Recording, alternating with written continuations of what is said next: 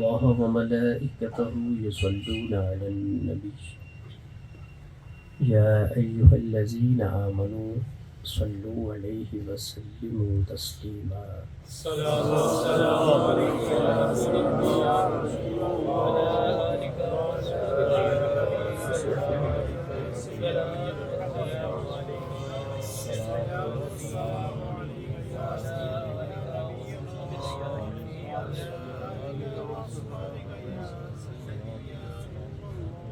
یہ دنیا دار الامتحان ہے. یہاں پر ہر انسان اپنی عادات کا امتحان دینے کے لیے بھیجا گیا ہے. کچھ لوگ اخلاقیات کے اس امتحان میں پاس ہو رہے ہیں اور بہت سارے لوگ فیل ہوتے چلے جا رہے ہیں.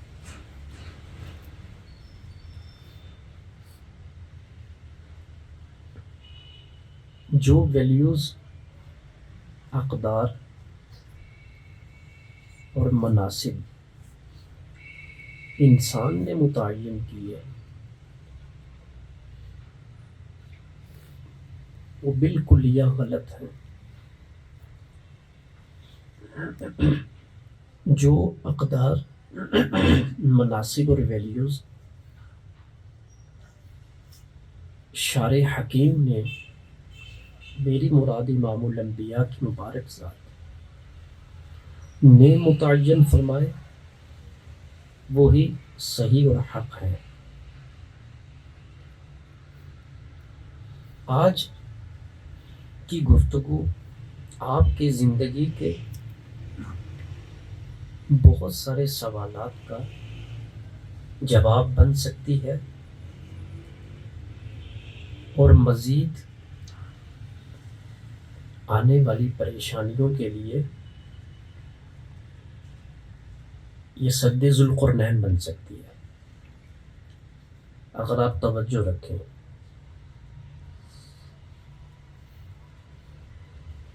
اور یہ جو گفتگو کروں گا یہ حکیم ذات کی گفتگو ہے. میری مراد رب تعالیٰ کا فرمان ہے، اور اللہ تعالیٰ کا فرمان آپ کو بہت ساری تمام الجھنوں سے نجات دینے کے لیے کافی ہے. یہ بات اپنے وضوح کے اندر سورج سے زیادہ روشن ہے. اس لیے بئی الفاظ آپ کی توجہ کو چاہا کہ اس شخص کو آج نجات ضرور مل جائے گی اپنے دماغی اور اپنی باطنی کشمکش اور معاشرہ کی فکری ہرزہ سرائی سے.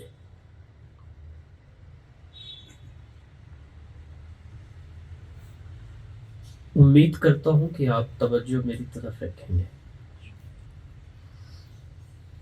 پہلی بات یہ ذہن میں رکھیں، یہ دنیا اخلاقیات کا امتحان ہے. اس کو امتحان گاہ فرمایا گیا. اللہ تعالیٰ نے قرآن عظیم الشان میں فرمایا وَجَعَلْنَا بَعْضَكُمْ لِبَعْضٍ فِتْنَةً، اور ہم نے تم میں سے بعض کو بعض کے لیے آزمائش بنایا. آپ نے دیکھا ہے زندگی کی اس کشمکش اور آزمائش سے انبیاء سے لے کر آخری درجہ کے انسان تک سب مبتلا کیے جاتے ہیں. جب انسان انبیاء کے لیے بھی آزمائش بنے تھے، اولیاء کے لیے بھی آزمائش بنے ہیں، تو ایک عام انسان کے لیے ایک انسان آزمائش کیوں نہیں بنے گا؟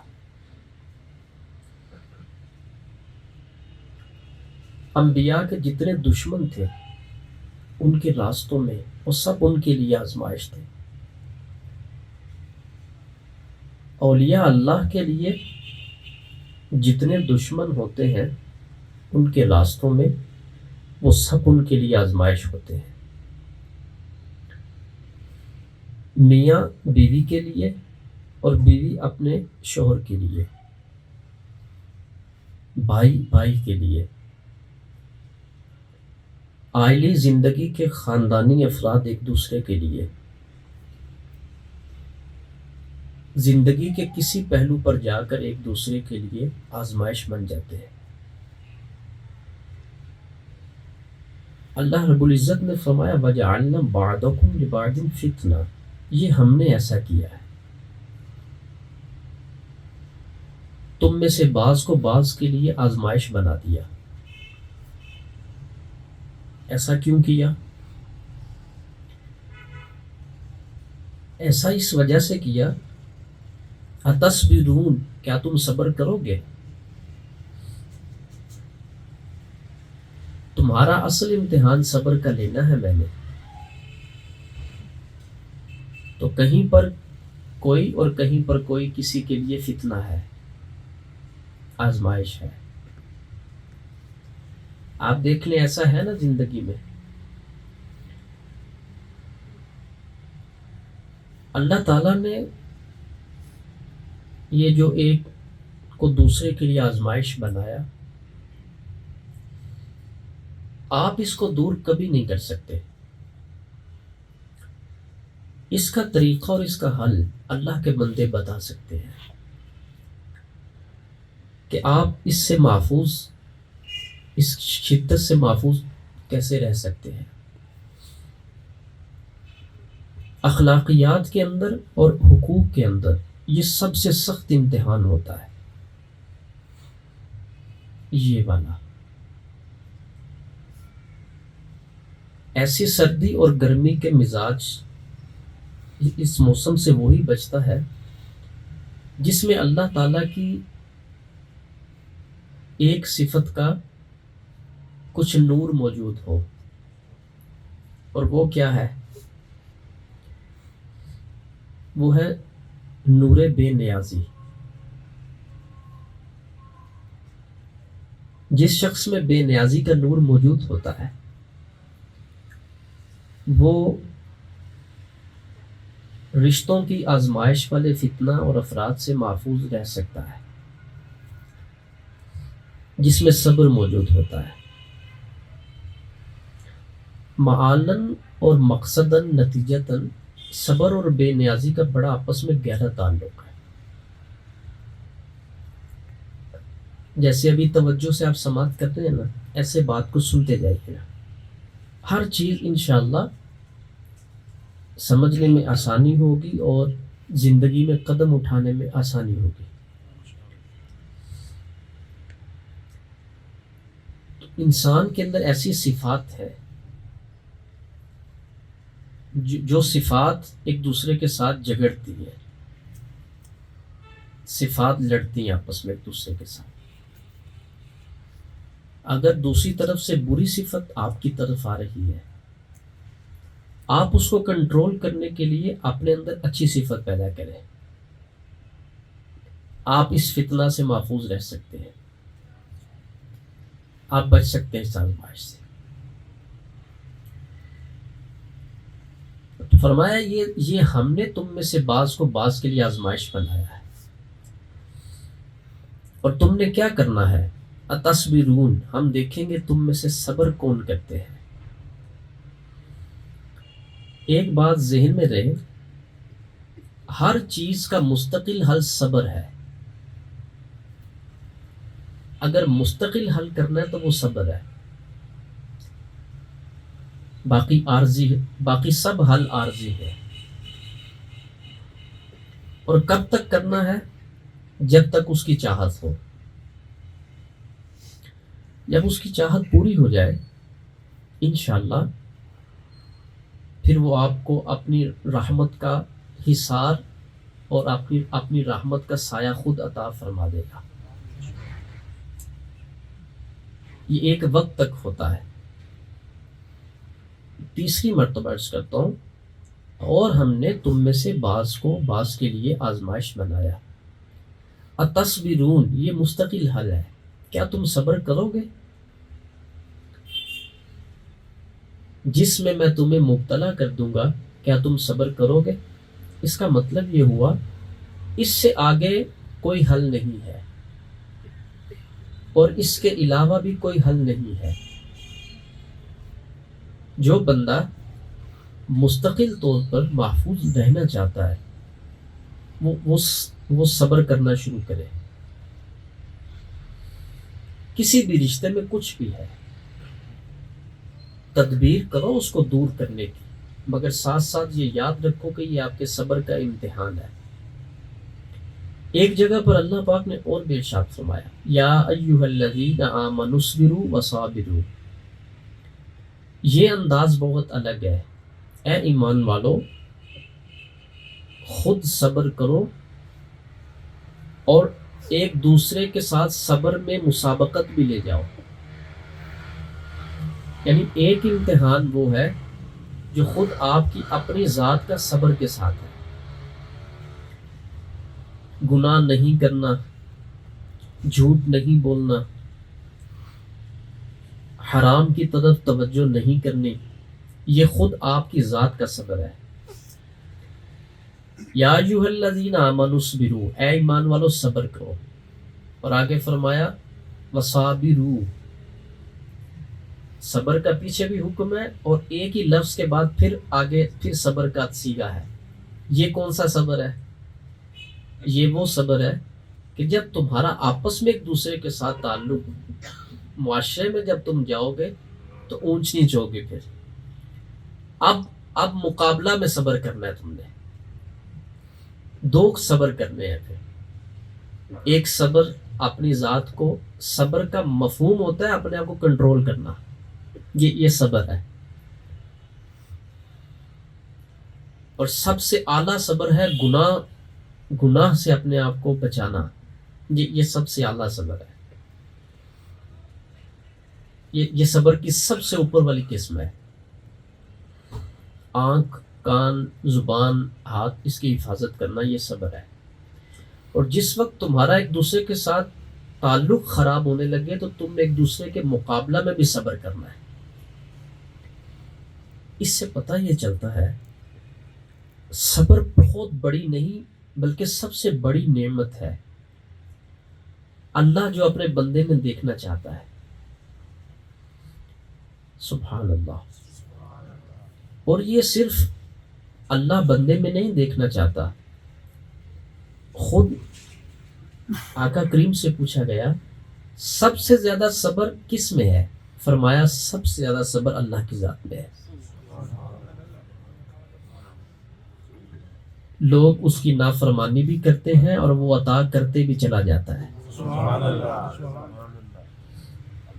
کتنی گنجائش موجود ہے نا اس کے حکم کی نافذ ہونے میں. اگر عدل کے اوپر دیکھا جائے تو ایک قطرہ بھی پانی کا پینے کی گنجائش کسی کے لیے بنتی نہیں ہے.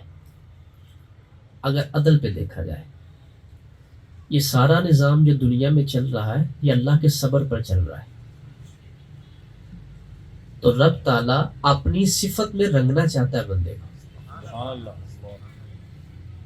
دنیا میں لوگ لوگوں کی نقل کرتے ہیں تو میرے آقا نے فرمایا تخلقوا باخلاق اللہ، تم اللہ کے اخلاق اپناؤ. تو آپ جہاں بھی دیکھ لیں ہر چیز کا مستقل حل میں عرض کر رہا ہوں وہ صبر ہے. اگر آپ مستقل طور پر کسی بھی تکلیف سے بچنا چاہتے ہیں یہ مستقل حل ہے. پھر صبر کرنا سیکھیں، یہ مستقل حل ہے. اتصبرون، کیا تم صبر کرو گے؟ اللہ خود فرماتا ہے کیا تم صبر کرو گے؟ وَكَانَ رَبُّكَ بَصِيرًا. بعض لوگ کہتے ہیں کہ یہ شخص مجھے تنگ کرتا ہے، اللہ تعالیٰ اس کو سزا کیوں نہیں دیتا؟ رب تعالیٰ اس کی گرفت کیوں نہیں کرتا اور میری بات کو کیوں نہیں سنا جا رہا؟ اللہ تعالیٰ نے انسان کے اس ذہنی وہم کا ازالہ فرمانے کے لیے فرمایا وَكَانَ رَبُّكَ بَصِيرًا، اپنے رب کو غافل مت سمجھ، وہ بصیر ہے، وہ سب کچھ دیکھ رہا ہے کہ روتا کون ہے، صبر کون کرتا ہے، تڑپتا کون ہے، پریشان کون ہے، کون کسی کے لیے پریشانی کا سبب بن رہا ہے، کون کسی کے لیے تکلیف کا سبب بن رہا ہے، کون کسی کو کس انداز میں تدبیر کر کے پریشانی میں دھکیلنا چاہتا ہے۔ وَكَانَ رَبُّكَ بَصِيرًا، تیرا رب بصیر ہے۔ اب بات واضح ہو چکی نا، تو ساری بات ہے ایمان کی۔ اب ایمان پکا کریں آپ اپنا، لیکن یہ عرض کر دوں کہ صبر کا سفر ہوتا لمبا ہے، ہوتا لمبا ہے سفر، کیونکہ جب رب تعالیٰ نے کسی کو کچھ دینا ہو یا بنانا ہو تو صبر کا سفر تو لازمی ہے۔ بہت کچھ جو چھوٹتا ہے وہ صبر سے چھوٹتا ہے، اور سب کچھ جو ملتا ہے صبر سے ملتا ہے۔ آپ سمجھ رہے ہیں میری بات؟ تو فرمایا ہم نے تم میں سے بعض کو بعض کے لیے آزمائش بنا دیا، کسی میں کوئی صفت ہے اور کسی میں کوئی صفت ہے، وہ آپس میں ایک دوسرے کے ساتھ نبرد آزمائی کرتے ہیں۔ تو اللہ پاک فرماتے ہیں میں تمہیں دیکھ رہا ہوں تم میں سے کون صبر کرتا ہے۔ وَكَانَ رَبُّكَ بَصِيرًا۔ اب یہاں پر دیکھیے کسی نماز کا ذکر نہیں ہے، روزہ کا ذکر نہیں ہے۔ 98% لوگ اخلاقیات میں فیل ہوتے ہیں، نمازی بن جاتے ہیں مگر اخلاق درست نہیں ہوتا ان کا۔ اپنی ذات کے اوپر دین تو نافذ کر لیتے ہیں مگر ان کو دوسروں کے ساتھ چلنے کا ڈھنگ اور طریقہ ان کو نہیں آتا۔ معاشرہ آپ کے اخلاقیات نے پیدا کرنا ہے، یاد رکھیے گا۔ معاشرہ آپ کی نماز نے پیدا نہیں کرنا، معاشرہ آپ کے روزے نے نہیں بنانا، آپ کی تلاوت قرآن اور آپ کی تسبیحات نے معاشرہ پیدا نہیں کرنا، معاشرہ آپ کے اخلاقیات نے بنانا ہے۔ معاشرہ اور گھر کا ماحول آپ کی صفات نے بنانا ہے۔ آپ کی صفات اچھی نہیں ہے اور آپ بہت بڑے نمازی بھی ہیں، تو بتائیے فساد تو ختم نہیں ہوگا، گھر میں جھگڑا تو ختم نہیں ہوگا۔ آپ معاشرے میں اترتے ہیں، آپ اللہ کے سامنے تو 5 ٹائم نماز کے لیے جھکتے ہیں، آپ نماز ادا کرتے ہیں، مگر زبان کا شر اتنا زیادہ ہے، اتنا زیادہ ہے کہ میلوں میل بیٹھا ہوا انسان پناہ مانگتا ہے۔ تو دوسرا پوائنٹ یہ یاد رکھیں، آپ کی نماز اور آپ کا روزہ، آپ کا حج اور آپ کی زکوٰۃ، اس نے معاشرہ کو پیدا نہیں کرنا، آپ کے اخلاق نے معاشرہ پیدا کرنا ہے۔ آپ دیکھ لیں ہمارے لوگ جو ہیں مسلمانوں کے اندر جو بہت بڑی کمزوری ہے وہ یہی ہے کہ ہمارے پاس بڑی بہادری، ہم سمجھتے ہیں کہ میں نمازی بن گیا ہوں، میں نیک بن رہا ہوں۔ ایسا نہیں ہے۔ آپ کو اگر تکلیف دینے والی یہ شر آپ کے اندر سے ختم نہیں ہوا تو آپ بدستور وہ شخص اس جانور کی طرح ہے جو کسی کو تکلیف پہنچاتا ہے۔ تو یہ بات فائنل ہو چکی، اور یہ بات بالکل فائنل ہے۔ آقا کریم علیہ الصلوۃ والسلام کی اگر آپ سیرت مبارکہ دیکھیں، جس وقت اسٹیٹ آف مدینہ کے اندر جس وقت اسلام کی بنیاد رکھی گئی، تو وہاں پر بھی سرکار نے کافروں کے ساتھ رہنا سکھایا، اپنے غلاموں کو، توجہ کریں گا، اپنے غلاموں کو کفار کے ساتھ رہنا سکھایا۔ کافر بہت بڑی تعداد جو مسلم کمیونٹی کے اندر شامل ہوئی وہ اخلاقیات کی وجہ سے شامل ہوئی. مسلمان اس انداز کا اخلاق اپناتے، اس انداز کا اخلاق اور برتاؤ پیش کرتے کہ کفار اپنا عقیدہ چھوڑنے پہ مجبور ہو گئے. اتنی خوبصورت تعلیم، اتنے اچھے اوصاف، اتنی اچھی عادات اور اتنی اچھی ان کی گفتگو. ایک واقعہ میں آپ کو عرض کرتا ہوں. حضور کے ایک صحابی نے گھوڑا خریدا یہودی سے. پوچھا اس کا نرخ کیا ہے؟ بتایا کہ اتنے 100 درہم. کہا یہ تمہارا گھوڑا ہے مگر حسن و جمال اور طاقت کے اندر کا داوری کے اندر یہ جو نظر آ رہا ہے نا، یہ قیمت تم کم لگا رہے ہو. اب کیسے کوئی یہ سمجھے کہ گاہک ہو کر تو خود قیمت بڑھائے. وہ لوگ اندر کے سچے لوگ تھے نا. دیانت داری جتنی اندر ہوتی ہے، صداقت وہ باہر تو آتی ہے. پھر کہا یہ تو کم قیمت ہے. توجہ کی، کہا کہ کتنی بنتی ہے؟ اس کی قیمت تو زیادہ کر. اس نے اور زیادہ کر دی. کہا یہ بھی کم ہے اور اس کی بنتی قیمت میرے تجربہ کے لحاظ سے یہ قیمت کم ہے. ابھی کتنی بنتی؟ کہا اور زیادہ کر، قیمت چیز تمہاری ہے. اس نے اور زیادہ کر دی. 400 درہم سے چلتا چلتا 800 درہم تک پہنچ گیا. صحابی رسول نے 800 درہم پکڑائے اور گھوڑا لیا. کہا میرے تجربہ کے لحاظ سے 800 درہم بنتا ہے اس کا، اور تم اس کی 400 درہم قیمت لگا رہے ہو. آپ کیا سمجھ رہے ہیں اس بات سے؟ اخلاق تو اپنی جگہ پر. غور کرو ذرا.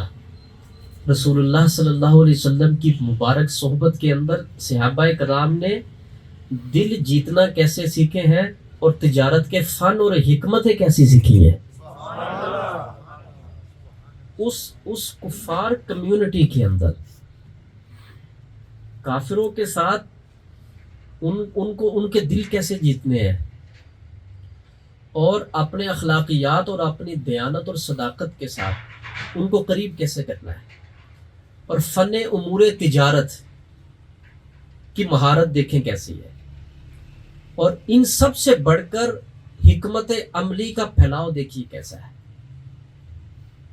مسلمانوں غور کر رہے ہیں آپ؟ جو ہمارے لیڈر ہیں وہ تو ایسے ہیں. تو جس وقت گھوڑا پکڑا تو چلنے لگے تو کہا ٹھہر جائے، یہ تو بتا دے جو انہوں نے بات کی اپنے انداز میں، یہ تو بتا دے یہ سبق کس سے سیکھا ہے. یہاں پر کہنا بنتا ہے سبحان اللہ. یہ تو بتا دے یہ درس کس نے آپ کو سکھایا. تو کہا یہ نام لوں یا چہرہ مبارک دیکھنا ہے. اللہ اکبر. تو حضور کا مبارک اس میں گرامی لیا. کون نہیں جانتا تھا سرکار دو عالم کو. اور کیا نہیں کہا گیا میرے حضور کو، کیسے کیسے الفاظ نہیں کہے گئے. تو جس وقت وہ دل و دماغ کے اندر کفار کی وہ غلط جتنی بھی وہ تبلیغ تھی بیٹھی ہوئی تھی کہ مسلمانوں کے نبی ایسے ہیں ایسے ہیں، تو غلام کی ایک حکمت نے اور غلام کے اخلاق نے اور ایک غلام کے کردار نے اور فن امور تجارت نے، یہ دیکھو کتنا کچھ اس کے اندر ہے. کتنا کچھ اس ایک حدیث کے اندر دیکھو کتنا کچھ ہے.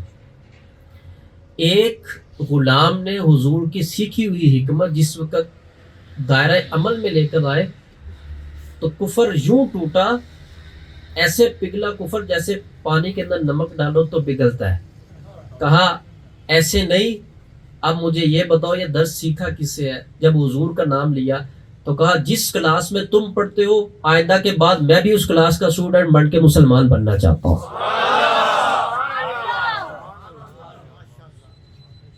تو مجھے بھی لے چلو. عرب کے معاشرہ کے اندر یہ میں ایک پوائنٹ دے رہا ہوں آپ کو، یہ ہے حکمت. ہمارے لوگ اکاؤنٹیبلٹی سیکھتے ہیں، ماسٹر کرتے ہیں اکاؤنٹیبلٹی کے اندر اور دیگر اور سبجیکٹس کے اندر. ایک بات یاد رکھیے گا، جس شخص نے سرکار دو عالم صلی اللہ علیہ وسلم کے دور مبارک کے فن تجارت کے اصول نہیں پڑھے، اس کو ترقی بھی نہیں مل سکتی، اس کو برکت بھی نہیں مل سکتی. صحابہ کرام نے دیکھو کس انداز میں اسلام کے اندر داخل جو کیا، وہ کیا کیسے؟ غور کریں اس بات کے اوپر، اپنے اخلاق کے ساتھ اور حکمت کے ساتھ. تو اللہ رب العزت نے فرمایا کہ یہ تمہاری جتنی بھی زندگی ہے، یہ تمہارے اخلاقیات کا امتحان ہے. تم یہاں پر سب اخلاقیات کے امتحان میں مبتلا کیے گئے ہو. یہاں پر کوئی برتر نہیں ہے سوائے چند شرائط کے بعد. مثال کے طور پر آپ کے نزدیک وہ شخص اللہ کے زیادہ قریب ہے جس کے کاروبار میں برکت ہے، کاروبار زیادہ ہے نا، آپ کے نزدیک وہ خوش قسمت ہے. لیکن اللہ رب العزت کے نزدیک یہ معیار نہیں ہے. ولی خدا کے معیار سے نیچے اگر ایک ذرہ برابر بھی ہو تو ولایت جاتی ہے، ولایت جاتی ہے. چونکہ ولی دوست کو کہتے ہیں، اور اللہ اپنے دوست کو اپنے معیار سے ہٹنے نہیں دیتا. اگر سمجھ آئی تو غور توجہ کریں آپ. تو ولی کے اندر خدائی معیار ہوئے، پھر خدائی صفات ہوئی، پھر تو چلتا چلتا پھر وہ ذل نور خدائی تو ہوتا ہے، وہ جس کے اندر اخلاق خداوندی موجود ہو. تخلقوا باخلاق اللہ کی پوری پکچر ہو، وہ تصویر ہو. بے نیازی اس طرح کی تو نہیں، مگر ہے. رحیمی بھی ہو، رحمانیت بھی آشکار ہوتی ہو، غفوریت بھی ہو، کرم بھی ہو، لطافت بھی ہو، اجابت بھی ہو. تو یہ جو تمام ہے، یہ تمام جتنی بھی صفات ہیں، تو رب تعالیٰ اپنی پکچر اللہ دکھاتا ہے نا، اپنی صورت جو دکھاتا ہے وہ اپنے ولی کی صورت میں دکھاتا ہے. اللہ صورتوں سے پاک ہے. میں کسی لحاظ سے جو بات کروں آپ توجہ کریے گا اس پر. تو ہم سب اس دنیا کے اندر اخلاقیات کا امتحان دینے آئے ہیں. یاد رکھیں، اس میں پاس ہونے کی پوری کوشش کریں، اور یہ پیپر تب حل ہوگا جس وقت آپ اخلاقیات کے بادشاہ کی نقل کریں گے. اور وہ کون ہے؟ وَإِنَّكَ لَعَلَىٰ خُلُقٍ عَظِيمٍ. اللہ پاک نے یہ نہیں فرمایا کہ محبوب آپ کے اخلاق اچھے ہیں، فرمایا میرے محبوب تو اخلاقیات کے اوپر فائز ہے. کمانڈ آسان لفظوں میں، کمانڈ حاصل ہے. بعض لوگوں کے اخلاق جو ہوتے ہیں وہ وقت کے ساتھ بدلتے ہیں نا. جیسا بندہ ہو ویسی عادت بن گئی، جیسا ماحول ہو ویسا طریقہ اپنا لیا. پہچان کوئی بھی نہیں ہے، کبھی کچھ ہے تو کبھی کچھ. بھائی دیکھو، پورا برا ہونا یہ ایک پہچان ہے. ہر ایک کے ساتھ ہر جگہ پر ایک جیسا ہے، ایک پہچان تو ہے نا اس کی کہ یہ ایسا ہی ہے، اور ہر جگہ پر ایسا ہے. ایسے شخص کو اس کی رعایت تو پھر بھی ہے، مگر اس کی رعایت نہیں ہے جو ماحول کے ساتھ تیور بدلتا ہے، جو یہاں کچھ ہے وہاں کچھ ہے، اندر کچھ اور باہر کچھ ہے، رنگ روپ بدلتا ہے. جو ایسے شخص کی کوئی پہچان نہیں ہے. یہ شخص اپنی صفات میں کسی اچھی صفت پہ کبھی کھڑا نہیں ہو سکے گا. یہ بندہ زیرو ہے، بالکل اس کی کوئی پہچان نہیں بنے گی. یا پورا برا ہے، بات کھل کے کرواؤ، سب کو پتہ ہے کہ یہ ایسا ہے اور ہر جگہ پر ایسا ہے، یا پھر ہر جگہ پر ایک جیسا ہے، اچھا ہے وہ. تو اسلام ڈیمانڈ کرتا ہے اصل شناخت کی کہ تمہاری اصل شناخت کیا ہے، جز وقتی شناخت نہیں۔ اللہ اکبر۔ تو حضور اخلاق اپناتے نہیں تھے، حضور ایسے تھے کہ جو نکلتا تھا اچھا ہی نکلتا تھا۔ وَإِنَّكَ لَعَلَىٰ خُلُقٍ عَظِيمٍ، ہر ایک کے ساتھ ایک جیسے، ہر وقت میں ایک جیسا معاملہ، ہر ایک کے ساتھ نبی پاک علیہ الصلوۃ والسلام کا انداز محبت ایک جیسا۔ اللہ اکبر۔ کفار کے ساتھ بھی حضور کا طریقہ دیکھا نا آپ نے، آقا کریم کا طریقہ دیکھا۔ میں ایک بات آپ کو آپ کے کام کی بتا دوں، جو شخص کاروبار میں ترقی کرنا چاہتا ہے وہ مجھ سے وظیفہ نہیں پوچھے، وہ اپنا اخلاق اچھا کرے۔ یہ سیدھی نقل مصطفیٰ خدا کی قسم، اپنا اخلاق اچھا کرو، دیکھو پھر کیسے رحمتیں چھم چھم اترتی ہیں پہ۔ انشاءاللہ اس پر بھی گفتگو کبھی کریں گے کہ حضور نے بھی تو تجارت فرمائی ہے، اور تجارت میں سرکار اس راستے سے کیسے گزرے ہیں، کیسے حضور گزرے اس راستے سے۔ وَجَعَلْنَا بَعْضَكُمْ لِبَعْضٍ فِتْنَةً، اور ہم نے بنایا تم میں سے بعض کو بعض کے لیے آزمائش۔ اَتَصْبِرُونَ، تمہاری پوری کامیابی اور مستقل حل صبر کے اندر ہے۔ تم صبر کر کر کے میرے ساتھ تمہاری قربت ہوتی جائے گی، تم میرے رنگ میں رنگتے جاؤ گے، تمہارے اندر سے ایک وقت آئے گا کہ میرے جلوے نکلتے ہوئے نظر آئیں گے۔ صبر تمہارے باطن کی خلشیں ختم کرے گا، صبر تمہاری ثقافت جلا دے گا، صبر تمہاری میں کو زیر کر دے گا، صبر وہ پردے سب ختم کرے گا جو تمہارے اور میرے درمیان آنے کے اندر آڑ بنے ہوئے ہوتے ہیں۔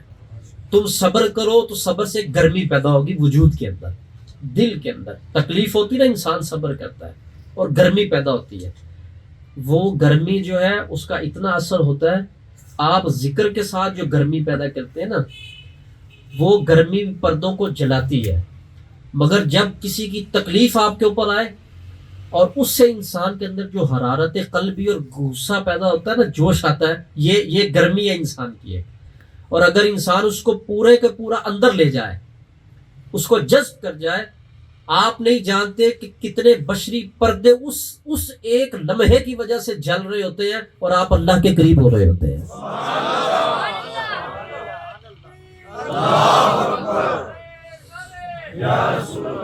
اب مجھے بتائیے، آپ جو کہتا ہے کہ کب تک صبر کروں، میں تمہیں یہ کہنا چاہتا ہوں تو رب کے قریب کتنا ہونا چاہتا ہے؟ آپ مجھے بتاؤ، تم رب کے کتنا قریب ہونا چاہتے ہو؟ تو ہر شخص یہی کہے گا نا بہت۔ تو پھر اللہ کے قریب ہونا ہے تو صبر کی گرمی سے اندر کے پردے ختم کر۔ اور سب سے کامل صبر کیا ہے؟ سب سے کامل صبر یہ ہے کہ اندر ہی اندر رکھے، کسی سے بات بھی نہیں کرے۔ میں اس پر اگر کوئی مجھ سے کہے نا کہ قسم دے، میں دے سکتا ہوں قسم اس بات کے اوپر، کون سی جو میں ابھی کرنے لگا ہوں۔ جو پورا صابر ہے، پورا صابر، وہ نہیں ہوتا جو کسی کے ساتھ دکھ سکھ شیئر کرتا ہے۔ مرشد کو نکال دے اندر، کیونکہ مرشد بندہ نہیں صرف ہوتا، وہ خدا کا نائب بھی ہوتا ہے۔ سمجھ آئی؟ وہ کیٹیگری ہو رہا ہے۔ تو صبر انسان کے اندر سے بہت سارے پردوں کو آگ لگاتا ہے، اور کامل صبر یہ ہے کہ کسی کے ساتھ بات نہ کی جائے۔ میں اس پر پورا حلف دینے کو تیار ہوں، آپ اپنے اندر رکھیں کوئی بھی تکلیف ہے، بڑی توجہ سے بات سنیے گا، آپ پورے صابر بن جائیں، آپ کسی سے بات نہیں کریں۔ رہنمائی کے لیے اگر کوئی گائیڈر رب نے دیا ہوا ہے تو اس سے گائیڈ ضرور لیتے رہے آپ، لیکن پورے صابر بن جاؤ۔ ایک ٹائم ایسا آئے گا کہ خدا اپنے بندے درمیان میں رکھ کے، یعنی کہ اپنے ولی درمیان میں رکھ کے تمہاری باتیں سنے گا بھی، اور خدا خود تم سے باتیں کرے گا بھی۔ جو کسی کے ساتھ اپنے دکھ شیئر نہیں کرتا، اپنے آپ کو جلاتا ہے، اپنی بشری ثقافتیں ختم کرتا ہے، پردے جلاتا ہے اپنے، تمہاری عبادت اس قدر تمہیں وہ حرارت نہیں دے سکتی جتنی آپ کے اوپر گری ہوئی تکلیف، اور اس تکلیف کے اندر جتنا آپ جوش سے اندر اس کو قبول کر جاتے ہیں، وہ صبر آپ کو جتنا خدا کے قریب کرتا ہے۔ اس لیے اللہ پاک نے فرمایا یہ جو ہم نے تم میں سے بعض کو بعض کے لیے آزمائش بنایا اس میں بھی میری ایک رحمت ہے. اتصبرون، کیا تم صبر کرو گے؟ اور اگر تم صبر کر جاؤ گے تو تمہاری میرے ساتھ مناسبت ہوگی پھر، اور تم حقیقی بندے بن جاؤ گے. پھر اندر جتنے بھی گناہ ہیں وہ بھی جلیں گے، جتنے پردے ہیں وہ بھی ختم ہوں گے، تمہاری منازل طے ہوں گی. اللہ اکبر. تو مسلمان کا تکلیف کے اوپر صبر کرنا یہ اس کو کتنا آگے لے کر جاتا ہے. کب تک کرنا ہے اس کا جواب بھی میں نے دیا. جب تک تجھے خدا کا قرب چاہیے تب تک صبر ہی کر. اپنا رخ موڑ لو، اس کو تکلیف محسوس نہیں کرو. میں کوئی بہت بڑا نسخہ بتا رہا ہوں، جتنا محسوس کرو گے اتنا ہیوی ہوگی. اس کو اتار کے یوں پیچھے گرا دو، محسوس نہیں کرو، اور سیدھی نظر اپنے رب کی طرف لے کر جاؤ کہ یہ جو میری زندگی میں اترا ہے یہ رب نے اتارا ہے، اور مجھے اللہ کی اس حکمت پہ شکوہ نہیں کرنا، مجھے شکایت نہیں کرنی. کہتے مرشد کا فائدہ کیا ہوتا ہے؟ میں ایک بات نتیجہ تنظر کر دوں آپ کو. تقدیر تو خدا نے لکھی ہے، ہر شخص کی تقدیر اللہ نے لکھی ہے اور وہ ویسا ہی ہو کر رہے گا. لیکن یہ یاد رکھیں ہر تکلیف کی جتنی شدت ہوتی ہے مرشد میں اتنی پاور ہوتی ہے کہ وہ تکلیف اٹھا کر آپ کو اس تکلیف سے یوں بری اور خالی کر دیتا ہے.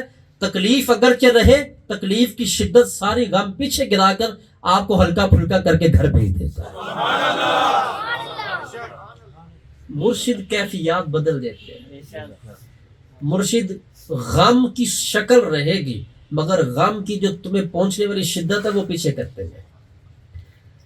سمجھ آئی بات آپ کو؟ تقدیر اللہ نے لکھی ہے، مگر یہ یاد رکھیں تقدیر میں جو کچھ بھی آ رہا ہے، جو کچھ بھی آ رہا ہے تو اس کے لیے اگر گزرنا ہے تو سہارا پکڑے. آپ اکیلے نہیں گزر سکتے، ورنہ انسان کو اگر غم لگے تو 100 کا ہی لگ جائے تو انسان بیمار ہو جائے. اور بہت بہت بڑے غم انسان کی زندگی میں یوں گزر جائے کہ اس کو پتہ نہ چلے. کیوں؟ کیونکہ پیچھے نور کا ہاتھ موجود ہوتا ہے. مرشد کے اندر یہ طاقت، اگر پورا مرشد ہو تو یہ طاقت رکھتا ہے، وہ کیفیت بدل دیتا ہے اپنے مرید کی. اور مرید جتنے مرضی غم کے سمندر میں بھی کھڑا ہو تو خدا کی قسم تکلیفیں چھو کر نہیں گزرتی. اس کو تکلیف کی شکل گزر رہی ہوتی ہے مگر تکلیف کا سارا احساس مرشد اپنے تصرف سے پیچھے گرا دیتے ہیں. اتصبرون، کیا تم صبر کرو گے؟ اور تم صبر کیسے کرو گے وہ میں نے آپ کو انداز بتا دیا. تو کہتے ہیں اس کا فائدہ کیا ہوگا؟ یہ ہوگا اس کا فائدہ. آپ کسی کے قریب ہو کر تو دیکھیں، پھر تمہیں پتہ چلے مزہ کیا ہے. اللہ اکبر. دنیا میں کوئی ایسا بھی شفیق ہوتا ہے؟ غم تمہارے ہو اور اٹھانے کے لیے وہ خود آگے ہو. آپ کی طرف آنے والی تکلیف کی شدت کتنی زیادہ ہے اور وہ اس کو ہلکا کر دے اور وہ اس کو توڑ دے. اگر 20% رہنے بھی دے تو صرف اس وجہ سے رہنے دے تاکہ اندر سے انجلا ہو، تاکہ اندر سے صفائی ہو، تاکہ اندر سے پردے ختم ہو. مت سمجھنا، یہ بات یاد رکھو، دنیا کے اندر اختیار ولی کے پاس بہت ہوتا ہے، بہت اختیار ہوتا ہے اللہ کے ولی کے پاس. کیوں؟ جب رب نے اس کو اپنے قریب کیا ہے تو رب نے پھر ایسے ہی کر لیا اس کو قریب. اس کی ماننی نہیں تو دوست کیسا پھر؟ بولو، ماننی نہیں تو دوست کیوں بنایا پھر؟ اس کی التجاؤں کا جواب نہیں دینا تو پھر یاری کیسی؟ اگر اس کی بات کو بھی رب نے موڑ دینا ہے خالی تو پھر تعلق کیسا جوڑا اس نے پھر؟ ہاں یاد رکھنا، جہاں ولی کی رضا ٹھہر جائے رب اپنا حکم بھی وہیں پہ ٹھہرا دیتا ہے. اور بہت ساری ایسی چیزیں ہوتی ہیں جن کے اندر سے مرید کو گزارنا ہوتا ہے اور مرید اس کو تکلیف سمجھتا ہے. میں آپ کو بتا دوں اس کو تکلیف مت سمجھو، آپ اس سے نظر پھیر لو، آپ اپنی اس کو زندگی میں اہمیت کم دو، اس کو مت سوچو زندگی کے اندر زیادہ، اس کو زیادہ سوچنا نہیں ہے، توجہ اس کے اوپر زیادہ نہیں کرنی. مرشد جانے اور خدا جانے، یہ ہے عاشقوں کا عقیدہ. اگر یہ نصیب ہو گیا تو انشاءاللہ زندگی کے اندر پھر بے نیازی کی صفت پیدا ہوگی تو جگمگاتے ہوئے روشنی کے ساتھ زندگی گزارو گے انشاءاللہ۔ اللہ اکبر۔ جو اپنی ثقافتیں جلا کر رب کا نور بن جائے ان کو کسی کی ثقافتیں اٹھاتے ہوئے پریشانی کوئی نہیں ہوتی، کیونکہ وہ نور ہے، اور نور نے جب رخ ظلمت کی طرف کرنا ہے تو دو کاموں میں سے ایک ہوگا، یا اس کو بھی نور بنا دے گا تو یا پھر اس کی ظلمت ختم کر دے گا۔ اللہ اکبر۔ تو یہ اخلاقی امتحان ہے تو بہت مشکل، مگر کسی کامل مرشد کا ہاتھ پکڑو مضبوطی کے ساتھ، جب ہاتھ پکڑ لو گے فرما برداری کرو، پھر اپنا آپ چھوڑ دو، وہاں پر اپنا آپ چھوڑ دو، نقصان نہیں ہوگا۔ پھر زندگی میں وہ لوگ توجہ کریں جنہوں نے اپنی مرضی سے فیصلے کیے، جو کیا، جو ہوا، جو ہوتا رہا، اس کو دیکھیں آپ۔ اور اگر اللہ تعالیٰ نے کسی کو آپ کی زندگی میں رحمت بنا کے داخل کیا ہے، وہ فیصلے دیکھیں اور وہ کرم نوازی دیکھیں آپ۔ تو اس لیے گھبرانے کی ضرورت نہیں ہے، پریشان ہونے کی ضرورت نہیں ہے۔ نتیجہ ہر چیز کا اختتام فنا ہے، یاد رکھیں آپ۔ ہر شے زندگی کے اندر، دنیا کے اندر، اس نے کیا ہونا ہے؟ فنا ہونا ہے، یہ نتیجہ ہے۔ وہ کسی شکل میں ہو وہ فانی ہے، کوئی بھی شکل ہو فانی ہے۔ تو جب ہر شے کا نتیجہ فانی ہے، آپ کو دکھ کرنے کی ضرورت کیا ہے؟ آپ اس فانی سے باقی کی طرف جاؤ۔ پہلے بھی 2 محفلیں پہلے عرض کیا ہے، اس فنا سے بقا کی طرف جاؤ۔ اور یہ زرگری کا جو انداز ہے، یہ سونا بنانے کا جو انداز ہے، یہ پیر جانتے ہیں، کامل مرشد جانتا ہے۔ تمہاری تکلیف ہو اور وہی تمہارا سفر بنا دے۔ بعض لوگ صرف تکلیف برائے تکلیف کاٹتے ہیں، ان کی تکلیف صرف تکلیف ہے، کوئی اجر نہیں اس کے اوپر۔ اور بعض لوگ تکلیف برائے تکلیف نہیں کاٹتے، تکلیف برائے قرب الہی ہوتی ہے۔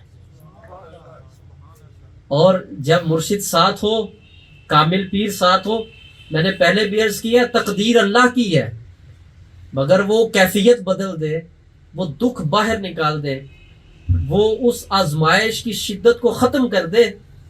یہ کمال اگر ہے تو صرف یاد رکھیے گا امام الانبیاء صلی اللہ علیہ وسلم کو اللہ نے عطا فرمایا، اور حضور علیہ السلام نے اپنے مبارک سینہ سے تمام اولیاء کو یہ کمال عطا فرمایا۔ وہ کریم کیسے تھے میرے آقا؟ کیسے تھے حضور کریم؟ نبی پاک علیہ الصلوۃ والسلام کا اپنا ذاتی کاروبار کسی وقت میں تھا، جب منصب نبوت سنبھالا پھر سب چھوڑ دیا، ہر چیز کو پھر اس معاملے میں اختتام پذیر کیا، لیکن اس وقت بھی کریمی کا انداز دیکھیں کیسا ہے۔ میرے آقا نے اپنے غلاموں کو فرمایا جس کے اوپر قرض ہو اور وہ قرض دینے کی استطاعت نہیں رکھتا ہو، وہ میرے دروازے پر آئے، میں اس کا قرض ادا کروں گا۔ سرکار نے فرمایا میں قرض دوں گا۔ یا رسول اللہ، اگر آپ کی سوال کرنے والے کہتے ہیں یا میرے آقا اگر آپ دنیا سے تشریف لے جاتے ہیں، بعد میں یہ کرم کا انداز کس کے پاس ہوگا؟ فرمایا بعد میں میرے ابو بکر صدیق کے پاس آ جاتا۔ توجہ نہیں ہے آپ کی؟ اگر ہے تو میں ایک بہت خوبصورت بات بتانے لگا ہوں، یہ اگر سوال نہ کیا جاتا تو یہ رحمت کا دروازہ بند رہتا۔ سرکار سے سوال کیا گیا اور حضور نے فرمایا میرے بعد اگر کسی کے اوپر ایسی حالت آ جائے اور وہ قرض نہیں دے سکتا، فرمایا وہ میرے غلام صدیق اکبر کے پاس آ جائے۔ سبحان اللہ۔ یہ صرف صدیق اکبر کا نام نہیں لیا، یہ قیامت تک سارے اولیاء کو حضور نے اذن اور اجازت عطا فرما دی۔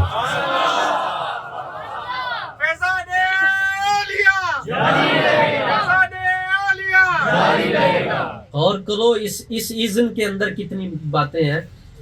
بتاؤ لوگ آج کون کہتا ہے میں یہ نیت کرتا ہوں، میں کتنی مرتبہ کہہ بھی چکا ہوں، اور انشاءاللہ اللہ کی رحمت سے کریں گے بھی یہ۔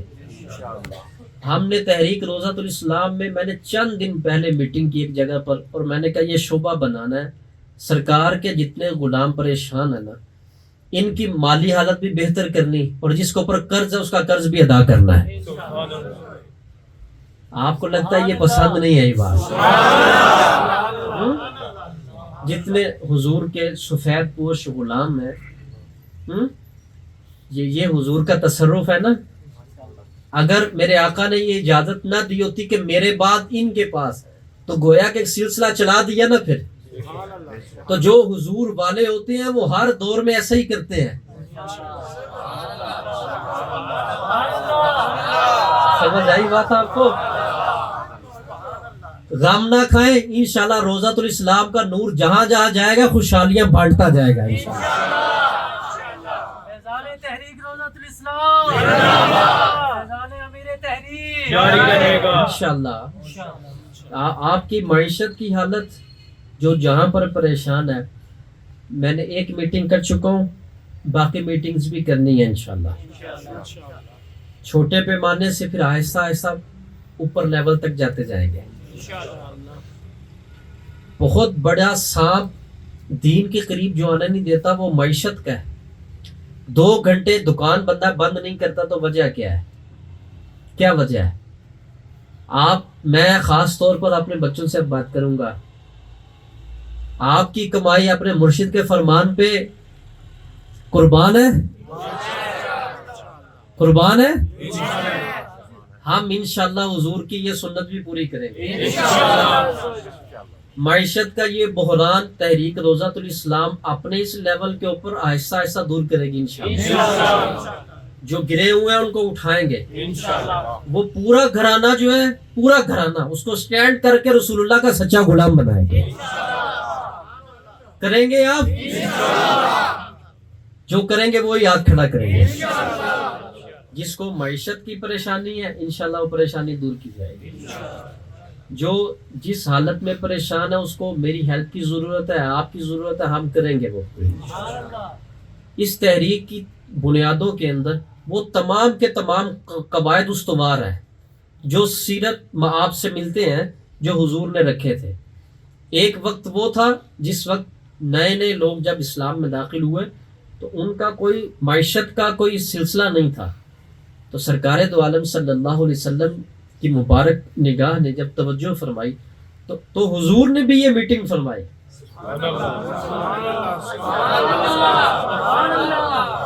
سمجھ آ گئی بات آپ کو؟ سرکار نے بھی یہ میٹنگ فرمائی اور کہ ان غلاموں کو جو نئے نئے مسلمان ہو رہے ہیں یہ معیشت کا دکھ ان کو تکلیف نہیں دے، پریشان نہیں کرے، اس کے لیے کیا ہونا چاہیے. تو وہ تمام گفتگو حضور تو سب جانتے ہیں نا. قریب بٹھا کر عقل کو روشنی بخشنا اور علم میں زیادتی کرنا یہ حضور کی سنت ہے. ہر حکم فیصلہ کن ہے. میرے آقا فرما سکتے تھے ایسا کیا جائے، اور وہی تو وہی ہے، وہی تو سب بولیے وہی ہے جو کہہ دیا. لیکن حضور مشاورت فرماتے تھے، وَشَاوِرْهُمْ فِي الْأَمْرِ، اور اے میرے محبوب اپنے غلاموں سے مشورہ فرمائیے. تو وہ مشورہ کی سنت چلتی آ رہی. میں نے اس دن نیت کی انشاءاللہ ہم اپنی تحریک کے کاروبار بھی بنائیں گے. مقصد اس کا یہی ہے جو ابھی عرض کیا آپ کو، اور یہ معیشت کی بہتری کے لیے. آپ کہتے ہیں کیسے؟ یہ انشاءاللہ اللہ کی رحمت سے اور رسول اللہ کی خاص نگاہ سے ہو کر رہے گا انشاءاللہ. بے سہاروں کا سہارا ہے روضۃ الاسلام، بے سہاروں کا سہارا ہے روضۃ الاسلام، بے سہاروں کا سہارا ہے روضۃ الاسلام، سہاروں کا سہارا ہے روضۃ الاسلام. بہت سارے فیصلے اس وجہ سے پینڈنگ کیے ہوئے ہیں، مجھے انتظار ہے الحمدللہ بہت جلد مرکز اپنے قدمین پہ اس کو کھڑا کر لیں. جیسے ہی مرکز کی دوسری چھت قائم ہوتی ہے تو یہ پلاننگ تو میں نے کر دی ہے، میٹنگ بھی اس پہ کی ہے، اور انشاءاللہ بہت جلد اس کو دائرہ عمل میں بھی لے کر آئیں گے. تو جو تحریک روضۃ الاسلام کے ساتھ منسلک ہے، زندگی کی بہت بڑی پریشانیاں 2 ہیں اس دور میں. بہت بڑی پریشانیاں 2 ہیں. نمبر 1 معیشت اور نمبر 2 اچھے رشتے. یہی 2 ہیں نا. اسی کے بمور کے اندر اگر نہیں ہے تو پریشانی، اگر ہو گئی تو پریشانی. یہی کچھ چل رہا ہے. انشاءاللہ یہ سٹیپ لیا ہے اور ایسا کیا بھی ہے. ایک گھرانے کو ایک گھرانے کے ساتھ جوڑا بھی ہے، اپنی چاہت کے ساتھ جوڑا ہے. نام نہیں لوں گا میں. ابتدا میں کہہ چکا ہوں ایک گھرانے کے ساتھ جوڑا بھی ہے. میں ان دونوں گھر یہاں پہ موجود ہیں. میں ان سے پوچھنا چاہتا ہوں بتاؤ کبھی سوچ میں بھی گرم ہوا چلی ہے وہاں سے؟ کیوں؟ کیونکہ یہ فیصلہ آپ کا نہیں تھا، یہ آپ کے مرشد کا فیصلہ تھا. تو فیصلہ مرشد کرے تو غم سے یوں بری کرتے ہیں. پھر آپ کی سوچ بھی نہیں ہوگی وہاں تک جہاں سے مرشد جا کے فیصلے کرتے ہیں. وہ دونوں گھر یہاں پر موجود ہے. میں دوبارہ عرض کرتا ہوں کبھی سوچ میں بھی گزری ہے یہ بات؟ دل سے پوچھ کر دیکھیں کبھی سوچ میں بھی گزری ہے؟ ورنہ 4 دن نہیں گزرتے معاملات سیدھے ہو جاتے ہیں. انشاءاللہ یہ دونوں کام یہ عاجز کرے گا اور آپ کا تعاون چاہیے. اچھے لوگوں کے اچھے سلسلے جوڑے جائیں اور جو اس لیول کے ان کی تربیت کر کے ان کو جوڑا جائے. دونوں باتیں میں نے عرض کر دی ہے. اور جو معیشت کی وجہ سے پریشان ہے ان کو اس بحران سے باہر نکالا جائے. یہ بھی دین ہے اور یہ دین کا بہت بڑا کام ہے. پورے گھر یاد رکھیے گا، پورے گھر معیشت کی خرابی کی وجہ سے قاد الفقر ان یکون کفرا. حضور نے فرمایا کہ قریب ہے کہ فقر انسان کو کافر کر دے. کہاں تک انسان غربت کی وجہ سے اس دور کا سب سے بڑا کیا مسئلہ ہے؟ کسی کو نمازی بنانا. غور کریں پھر مسئلے کی دور کی نفس کے اوپر ہاتھ رکھیں. نفس کیا ہے؟ اس نفس کے اوپر ہاتھ رکھو. نفس کیا؟ جہاں سے مسلمان کو پکڑنا ہے. آپ کی 2 گھنٹے کی تبلیغ ایک طرف اور کسی کے اخراجات کی پریشانی دور کرتے ہیں آپ کی 5 سالہ تبلیغ ایک طرف اثر رکھتی ہے اور اس کی پریشانی اگر 10-20 ہزار سے آپ دور کرتے ہیں ماہانہ، اس کا اثر سب سے جدا ہوگا نہیں ہوگا؟ ایک بندہ آپ کی طرف توجہ نہیں کرتا مگر دل میں کون سا ایسا مسلمان ہے جو چاہتا نہیں ہے کہ میں اپنے رب کی طرف جاؤں؟ مگر وہ کمزور ہے. اس کو حالات گرانے نہیں آ رہے، حالات میں کھڑا ہونا بیچارے سے نہیں، اس کو پتہ نہیں چل رہا. صبر اتنا نہیں ہے، استقامت نہیں ہے. نماز اس وجہ سے نہیں پڑھتا کہ معیشت بہت خراب ہو چکی ہوئی ہے. تو آپ کی مجھے یہ بتائیں، وہ تبلیغ جب آپ اس کے کان میں ڈالیں گے، اس کے دل و دماغ کے اندر تو گھر کے اخراجات ہیں، وہ آپ کی تبلیغ کیا سنے گا پھر؟ تو میں نے یہ فیصلہ کیا کہ ہم انشاءاللہ، مقصد تو یہی ہے کہ ہم نے بنانا اس کو اللہ کا بندہ ہے، مگر چھٹکارا دینا. اور کیسے دینا ہے؟ جیسے حضور کے صحابہ آپس میں مل کر دیا کرتے تھے. انشاءاللہ یہ جو بات عرض کی ہے روزۃ العروس کے نام سے، اس کی خوشخبری سناتا ہوں میں آپ کو. چند دنوں تک کوئی پیسہ نہیں یہاں پر لیا جائے گا بلکہ یہاں سے پیسے دیے جائیں گے. سبحان اللہ.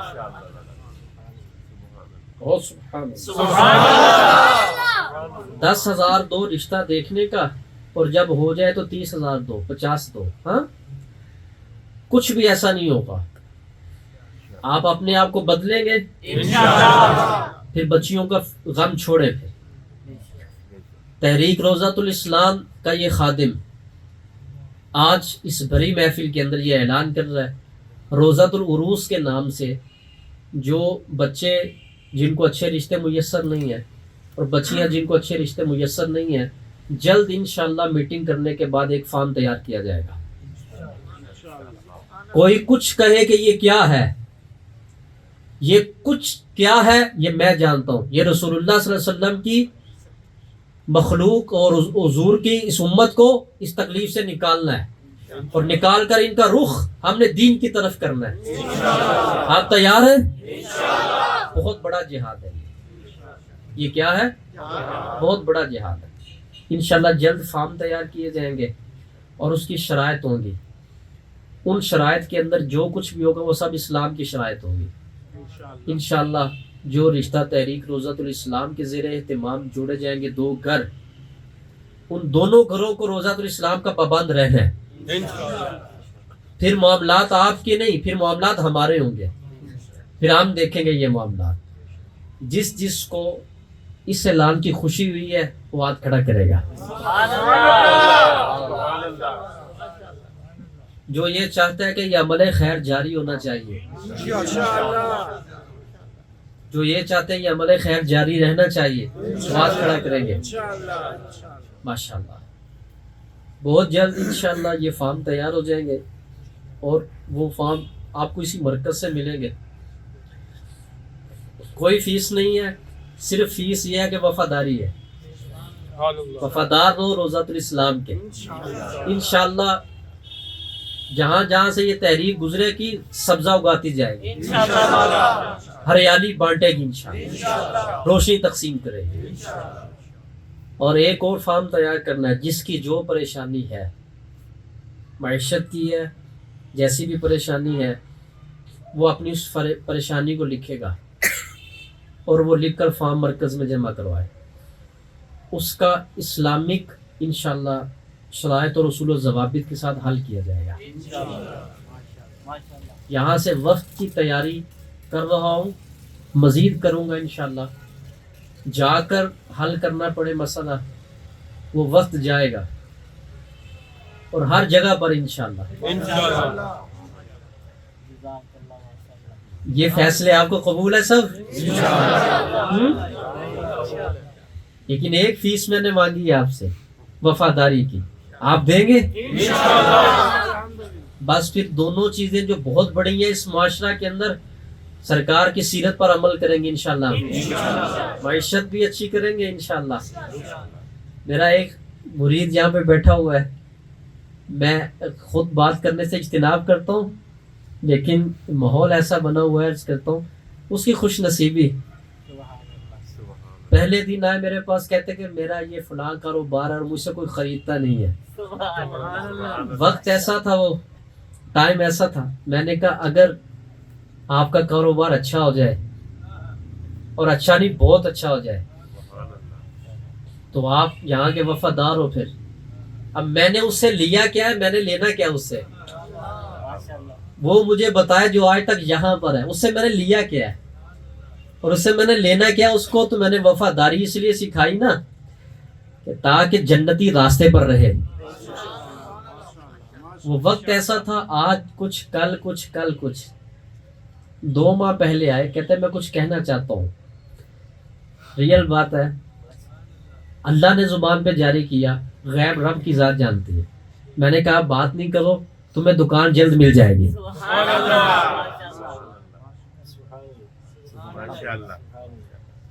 مسکرا پڑے ہو دیکھ کے آپ. تو کہتے میں نے یہی بات کرنی تھی.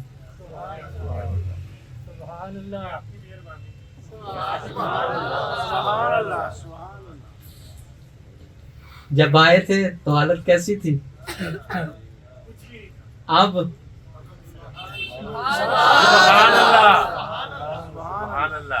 خوش نصیبی یہ تھی کہ کھڑے ہو گئے نا. کھڑے رہنا بیٹے. شاباش. آپ کو کہنے لگے یہ جگہ نہیں, پراپرٹی بھی بن جائے گی. نہیں بنی, دکان نہیں تھی, دکان بھی بنے گی. بنی ہے. ایک اور چیز میں نے کہا وہ بھی بنے گی انشاءاللہ. آپ نے کھڑے رہنا ہے مستقل طور پر, اور محفل نہیں چھوڑنی آپ نے. انہی حالات کے اندر اس معاملے سے گزرتے گزرتے گزرتے گزرتے اب یہی بچہ اتنے سارے پیسے روز اٹھا گھر لے کر جاتا ہے. کیوں؟ کیونکہ وفاداری کی ہے. اور میں نے کبھی ڈیمانڈ کی آپ سے؟ بول کر بتائیں. ہم کسی سے لینے والے نہیں ہیں. کیوں؟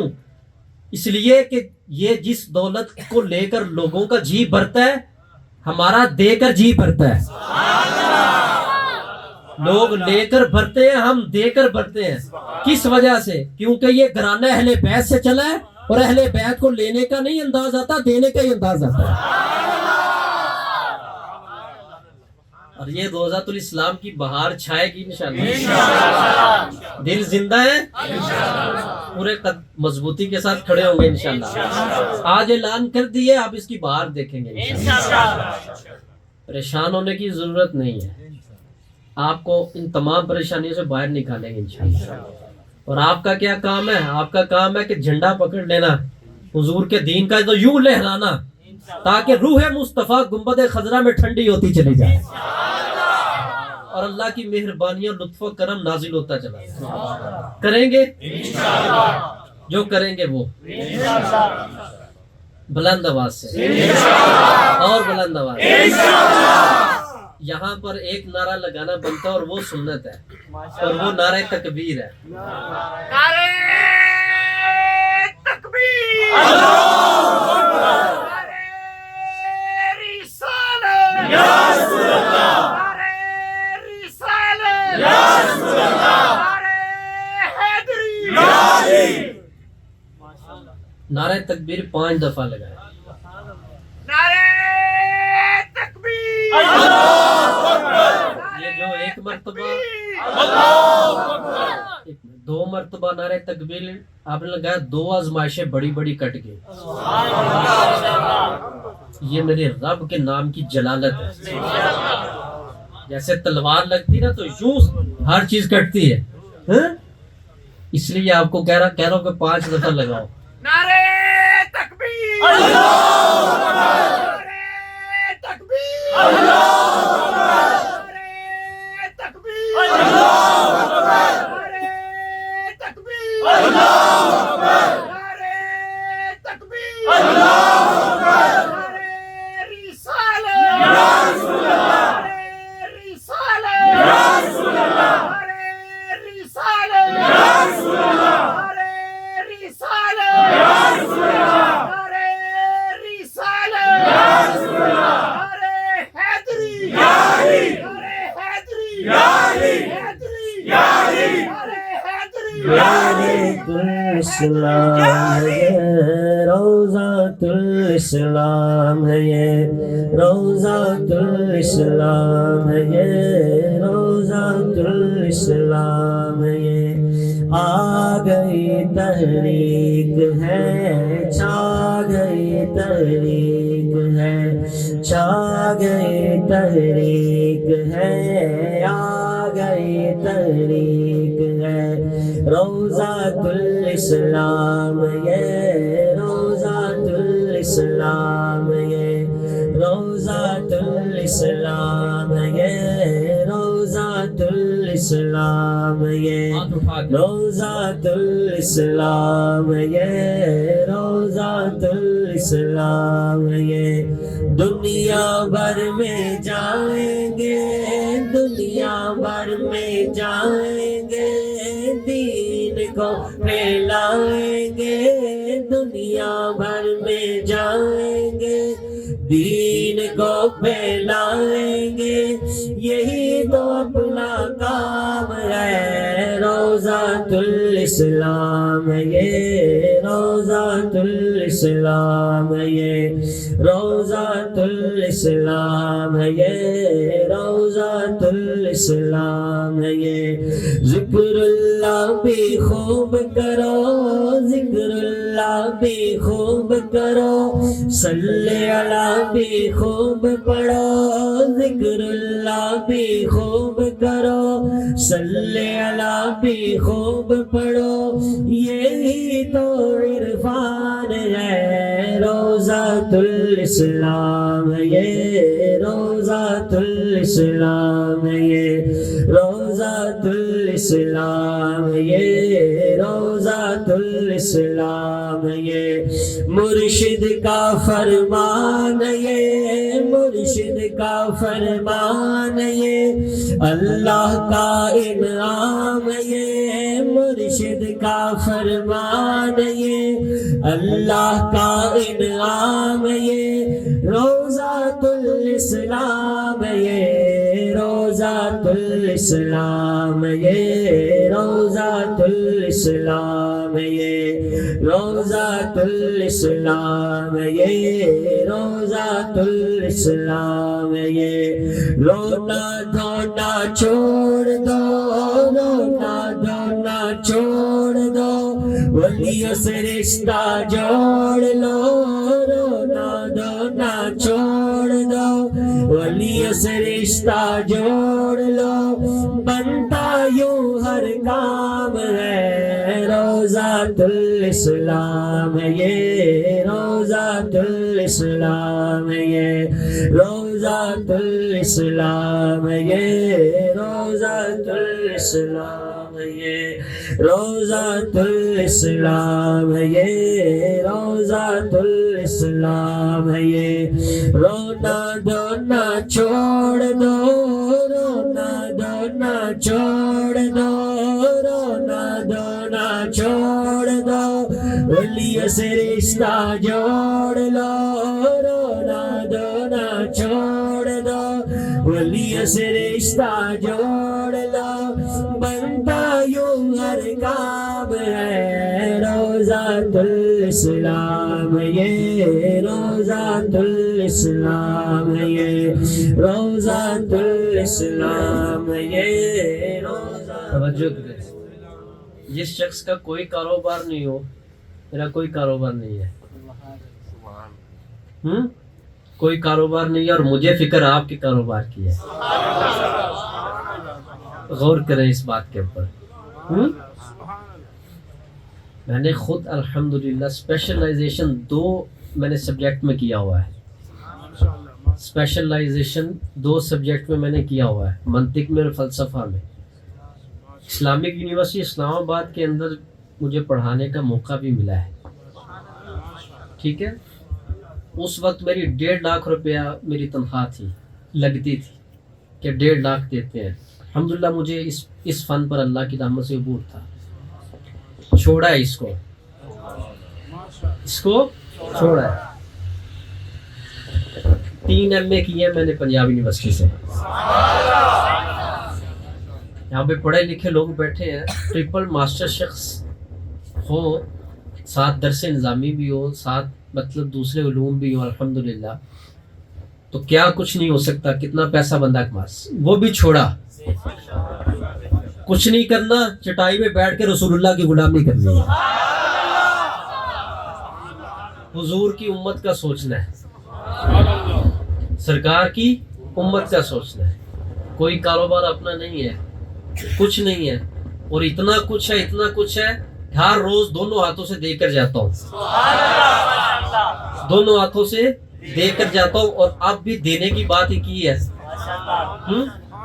آپ بھی ذرا دیکھیں نا اپنے خاندان میں سے جس کے پاس کچھ پیسہ ہوتا ہے وہ شکل و صورت کیسی بناتا ہے کس انداز کی باتیں کرتا ہے میرا تو کوئی کاروبار بھی نہیں ہے مگر میرا تعلق ضرور ہے کس کے ساتھ جہاں سے سارے کاروبار بنتے ہیں ہمیں پتہ ہے انشاءاللہ یہ خیر کھل جانی ہے اور آپ کل ایک وقت تھا میں کہا کرتا تھا یہ جگہ ہم نے 5 کروڑ کی لی ہے تعاون کرو اب تک کئی لوگوں نے نہیں کیا میں نے کہا تھا پیسے ادا ہو جانے ہیں اور ادا ہو نہیں چکے مرکزی کمیٹی کے بچے ہاتھ کھڑا کریں ہو چکے ادا سارے پیسے ہو گئے نا ادا آپ کو کہا تھا یہ مرکز کا کہا کہ بن رہا ہے تعاون کرے لوگوں نے نہیں کیا مرکز بھی بن جانا ہے اور یہ یاد رکھے اتنا بڑا مرکز بننا ہے کہ پاکستان کے بڑے بڑے مراکز میں نہیں بلکہ سب سے بڑا مرکز ہوگا انشاءاللہ ایک ٹائم آئے گا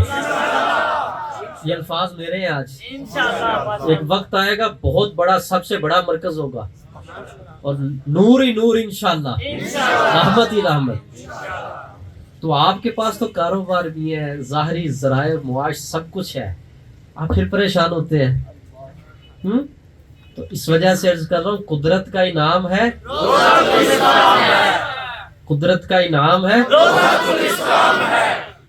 جو گھبرا رہا ہے پریشانیوں سے تکلیفوں چپ کر کے اس تحریک میں داخل ہو جائے چپ کر کے اس تحریک کے سائے میں آ جائے انشاءاللہ ایسی رحمت ہے ایسی ٹھنڈک ہے اور ایسی عنایات کی رحمت ہے انشاءاللہ ہر چیز پیچھے ہو جائے گی جہاں نگاہ سے کرنا پڑے گا وہاں نگاہ سے کریں گے جہاں دعا سے کرنا پڑے گا وہاں دعا سے کریں گے جہاں ظاہری اسباب سے کرنا پڑے گا ظاہری اسباب سے کریں گے آپ اندر آ کے کھڑے ہو جائیں بس تل ملاتی ہوئی دھوپ سے باہر نکلے اور روضۃ الاسلام کی چھتری کے نیچے آ جائیں یہ وہی چھتری ہے جو گنبد خضرا کے قریب کھلتی ہے جائے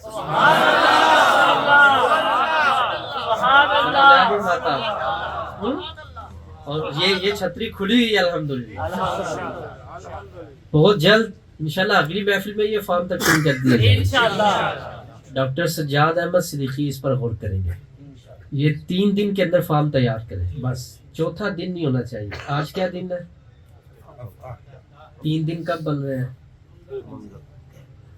تو بس پھر آپ پیر شیو کو فارم لے کر میرے پاس آئیں اور اس کو اگلے انشاءاللہ پروگرام کے اندر لوگوں کو تقسیم کر دیا جائے. اب اس کو اس انداز میں پڑھیں آپ. قدرت کا انعام ہے یہ. پڑھیے.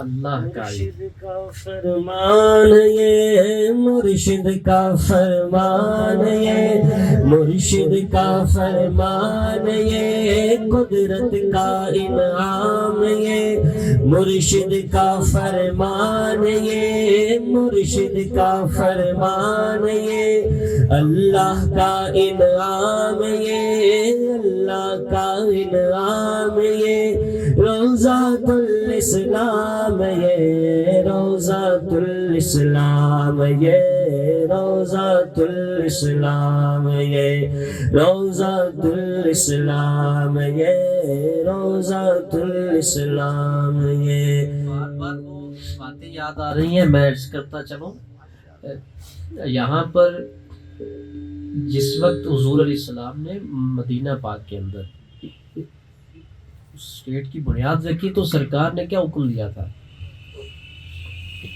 کہ جس کے پاس جو ہے وہ ایک ایک بھائی بنا دیا اس کا. کیوں بنایا؟ کیونکہ آپ جانتے تھے سب کچھ سامنے تھا کہ یہ لوگ جنہوں نے اسلام قبول کیا سب کچھ چھوڑ کر میری خاطر آئے دین قبول کیا تو حضور نے فرمایا ایک ایک بھائی بنتے جاؤ. تو بھائی بھائی بناتے گئے اور مجھے ایسے عمل کی مثال آج تک نہیں ملی. روز اول سے لے لیں آپ.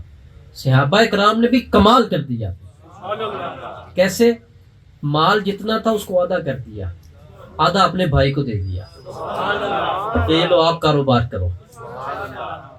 اور اس سے بھی بڑھ کے اگر چونکہ وہاں پہ شادیاں کرنی تھی, اولاد کا سلسلہ, بنیاد آگے سارا کچھ, تو رشتے کافروں سے تو کرنے نہیں تھے, اور جہاں جس کو جو میسر تھے حضور نے وہاں رشتہ جوڑ دیا. میرے آقا نے فرمایا کہ آپ کی بیٹی کا رشتہ فلاں صحابی سے کرتا ہے, کر دیا. پاک معاشرے کی بنیاد ہے نا, تو جو میرے حضور کرتے ہیں وہ ہم کیوں نہیں کریں گے؟ اور اس سے بھی بڑھ کے دیکھیں صحابہ کرام کی قربانی دیکھیں, جن کی 2 بیویاں تھیں, ایک کو طلاق دی, طلاق دے کر کہا کہ آپ کی شادی نہیں ہوئی, یہ عدت گزارے گی اور آپ کے نکاح میں رہیں گی. کہو سبحان اللہ. بھائی چارے کی مثال دیکھیں آپ. جب میرے آقا نے فرمایا تم دونوں آپس میں کیا ہو, بھائی ہو, تو ہر طریقے سے پھر بھائی بنایا. اور اس انداز میں بھی کہ اگر 2 زوجات ہے تو ایک کو الگ کر دیا اور الگ کر کے اس نکاح میں بھیج دیا. اللہ اکبر. فرما برداری, تابع داری اور عمل کی اعلیٰ مثال دیکھیے آپ کیسے. تو اس وجہ سے آپ کے غم دور کرنے کے لیے, آپ کی تکلیف دور کرنے کے لیے یہ دونوں کاموں کے اوپر انشاءاللہ ہم فوکس کریں گے انشاءاللہ. اب اس انداز میں اس شعر کو پڑھا جائے, اس کے بعد پھر ذکر ہوگا انشاءاللہ. جی. روضۃ الاسلام یہ روضۃ الاسلام یہ روضۃ الاسلام یہ روضۃ الاسلام یہ مرشد کا فرمان یہ مرشد کا فرمان یہ مرشد کا فرمان یہ اللہ کا انعام یہ مرشد کا فرمان یہ اللہ کا انعام یہ روضۃ الاسلام یہ روضۃ الاسلام یہ روضۃ الاسلام یہ روضۃ الاسلام یہ روضۃ الاسلام یہ آ گئی تحریک ہے چھا گئی تحریک تحریک ہے، چھا گئی تحریک ہے، آ گئی تحریک ہے، روضۃ الاسلام یہ روضۃ الاسلام یہ روضۃ الاسلام یہ روضۃ الاسلام یہ روضۃ الاسلام یہ روضۃ